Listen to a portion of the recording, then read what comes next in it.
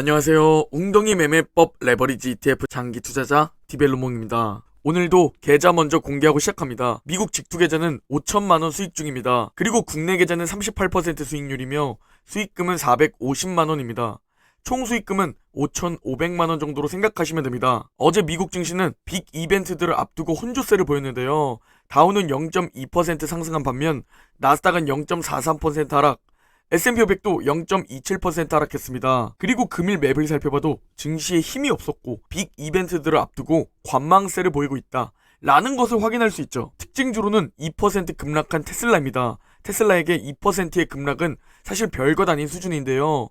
테슬라는 리콜 가능성이 2% 넘게 하락했습니다. 그리고 또 다른 특징주가 AMD입니다. 어제 2% 넘게 상승하며 마감했고 애프터장에서 실적 발표를 했는데 현재 또 2.7% 상승하고 있는 상황입니다. AMD는 매출과 EPS 모두 예상치를 상회했지만 아쉽게 가이던스는 예상을 밑돌았습니다. 그럼에도 AI 관련 매출 증가 발표로 2.7% 상승하고 있죠. 자, 현재 8월이 딱 시작되자마자 불안불안한 이슈들이 나오기 시작합니다. 3분기 조정을 받으려고 하는 건지 신기하게도 딱 8월이 되자마자 뭔가 불안한 느낌을 주고 있어서 저는 이번 3분기 좀 보수적으로 리스크 관리를 하려고 하는데요. 먼저 첫 번째로 어제 불안한 이슈가 뭐였냐면 미국 10년물 국채금리가 급등한 겁니다. 그러면서 TLT, TMF 장기채는 급락을 보였죠. 현재 작년부터 혹은 올해 초부터 채권을 높은 비중 들고 계신 분들은 이 기회비용과 수익률까지 고통이 이만저만 아니실 겁니다. 어제 갑자기 국채금리가 오르고 채권이 왜 폭락했느냐? 첫 번째 이유로 지난주 금요일 BOJ의 YCC 정책 변화로 인해 수요 불안감이 생겨난 겁니다. 그리고 미국 재무부가 3분기 국채 발행량을 전분기보다 무려 3천억 달러 늘어난 1조 달러로 예고했기 때문입니다. 이것과 YCC 정책 변화, 이 두 개의 요인으로 어제 국채금리가 급등하고 채권이 급락했죠. 추가로 다음 주에 발표될 CPI 역시 기저효과가 사라지면서 반등할 것으로 예상되기 때문에 9월 금리 인상론이 고개를 들 수도 있는 상황입니다. 현재 채권은 이런 것들을 모두 체크하고 대응해야 합니다. 그러나 진짜 불안한 이슈는 이 국채금리 급등이 아닌 오늘 미국 증시가 장 마감한 후 신용평가사 피치에서 미국의 신용등급을 하향했다는 소식입니다. 이게 과연 주가에 어떤 영향을 끼칠지 우리는 이걸 좀 중요하게 살펴봐야 하는데요. 신용평가사 피치는 부채 한도 증액으로 인해 미국의 재정 적자 폭이 커질 것이라 판단했고 이에 미국의 신용등급을 하향 조정했습니다. 당연히 미국의 재무부는 반발했고 옐런 재무부 장관은 자의적인 판단에 불과하며 시대에 뒤떨어진 결정이라고 비난하고 있습니다. 우리는 이미 일어난 일을 가지고 패닉에 빠질 필요가 없습니다. 우리는 과거 신용등급 강등 사태를 보고 이 과거를 공부하면서 이번 사태를 대응하는 게 핵심입니다. 가장 최근에 언제 미국의 신용등급이 떨어졌냐? 이걸 살펴보면 아시는 분들은 아시겠지만 2011년 미국의 신용등급 강등 사태가 있었습니다. 그렇다면 우리는 2011년에 주가와 국채금리, 달러가 어떻게 움직였는지 이런 것들을 살펴보고 이번에는 어떻게 대응할지 이걸 체크해봐야겠죠? 딱 이 신용등급 강등 사태가 터진 2011년 미국의 S&P 500과 미국의 10년물 국채금리 그리고 미국의 달러화 지수를 가지고 왔습니다. 먼저 왼쪽의 미국 주가 그러니까 S&P 500은 과연 이 사태 때 어떻게 되었는지 살펴보면 주가가 1350포인트에서 1100포인트까지 급락한 모습을 볼 수 있습니다. 약 20% 정도 하락했다는 사실인데요. 그 후 반년 뒤 다시 고점을 회복했었다는 걸 볼 수 있습니다. 즉 이번에는 어떻게 될지 그 부분은 우리가 알 수 없지만 만약 3분기 조정 핑계로 떨어진다면 우리는 이를 웅줍 기회로 활용해 볼 수 있겠죠. 그리고 두 번째로 미국 10년물 국채금리를 살펴보면 급락했었다는 사실을 볼 수 있습니다. 이는 채권은 상승할 수 있다는 사실이죠. 물론 과거처럼 흘러간다는 얘기가 아닙니다. 과거를 보고 우리가 공부해야 하는 뿐이죠. 그리고 미국 달러 역시 상승한 모습입니다. 우리에게 가장 중요한 2011년 미국 주가 추이를 살펴보면 나스닥과 S&P 500 모두 급락했습니다. 과연 이번에는 이게 조정의 핑계가 될까요? 아니면 다음 주 CPI가 조정의 핑계가 될까요? 아니면 3분기에도 설마 조정은 없는 걸까요?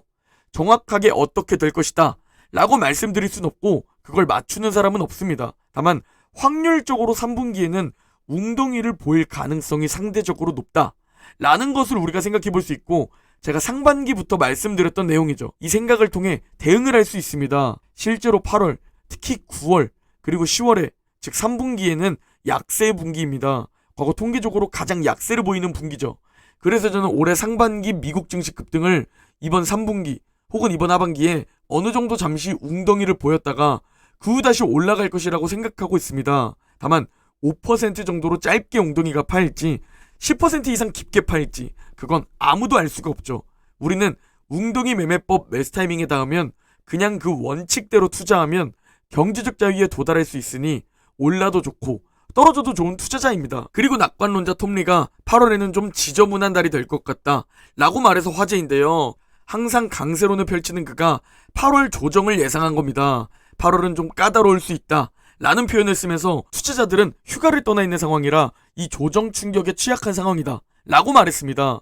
추가로 현재 미국 증시의 낙관론이 너무나 많이 퍼진 것도 안 좋은 징조라고 말하며 아까 제가 보여드린 통계처럼 계절적으로도 8월은 안 좋은 달이라고 말했습니다. 대체 어떤 이슈로 그럴지 살펴보니 반등하는 인플레이션이나 강력한 고용, 거기에 유가 상승이 지속된다면 9월 금리 인상이라는 이슈가 나타날 수 있다며 8월 미국 증시는 꽤 지저분할 수 있다 라고 전망했습니다. 그럼에도 톰리 역시 이후 하반기 주식시장이 강할 것이라 믿는다면서 만약에 조정이 찾아오면 전략적으로 대응해야 한다고 조언했는데요. 우리에게 이 전략적인 대응이 바로 웅덩이 매매법이라는 것이죠. 현재 2개월 넘게 극심한 탐욕 구간, 나스닥은 올해 40% 급등했고 S&P 500도 5개월 연속 상승했습니다. 언제인지는 맞출 수 없지만 결국 웅덩이가 곧 찾아올 그 어딘가라는 느낌입니다. 그러나 주가가 오를 때 사람들의 광기를 말릴 수는 없습니다. 이런저런 합리화를 통해 받아들이지 않죠. 그래서 이런 명언이 생기는 겁니다. 인간의 욕심은 끝이 없고 같은 실수를 반복한다. 인간의 욕심, 탐욕, 심리가 너무 재밌는 게 꼭 처음 소액으로 매수하면 그때 주가가 오릅니다. 그래서 매도하게 되는데요. 문제는 여기서 더 오르기 때문에 이 포모라는 심리를 컨트롤하지 못해 결국 꼭대기에서 큰 비중 매수에 들어가게 됩니다. 그렇게 결국 극소수의 돈을 불려주는 시스템인데요. 아이작 뉴턴은 이에 대해 이렇게 말합니다.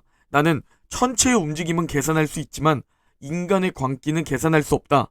주식시장은 숫자로 움직이는 수학이 아닙니다. 인간들의 심리가 반영된 수치라고 볼 수 있죠. 지금처럼 모두가 오른다. 모두가 지금 매수 안 하면 놓칠 것 같다. 라는 생각을 가질 때가 아이러니하게도 가장 위험했던 그 어딘가였습니다. 우리는 극소수 웅줌러로서 이럴 땐 가만히 계좌 상승을 즐겨야 합니다. 그러다가 남들 다 물리고 갑자기 웅덩이를 보이면서 그 사람들이 싸게 매도를 던질 때 우리는 그 웅덩이에서 줍줍하는 극소수 웅줌러가 되어야 합니다. 그렇게 하락장과 경기 침체를 버티고 올라서 팔고 싶지만 그럼에도 보유하다 보면 주식 계좌 수익률은 100%를 넘어가고 300%를 넘어가고 1000% 달성될 겁니다. 제가 직접 제 계좌 1000% 수익률을 보여드릴 겁니다. 시간만 활용하면 되는 매우 단순한 게임임에도 내 자신의 마인드 때문에 무너지는 겁니다. 이걸 컨트롤할 수 있는 변태가 되어야 결국 경제적 자유를 얻는 극소수의 자산가가 되는 겁니다. 마치 강남의 부동산처럼 보유해야 합니다. 여러분, 강남 부동산 보유하고 있으면 그거 팔 건가요? 이게 성공할 수 있는 핵심입니다. 매수는 적금처럼 하시고 매도는 부동산처럼 하면 되는 겁니다. 오늘 영상은 여기까지입니다. 제 영상이 도움이 되셨다면 구독, 좋아요, 알림 설정 한 번씩 부탁드립니다. 그럼 내일 영상에서 뵙겠습니다.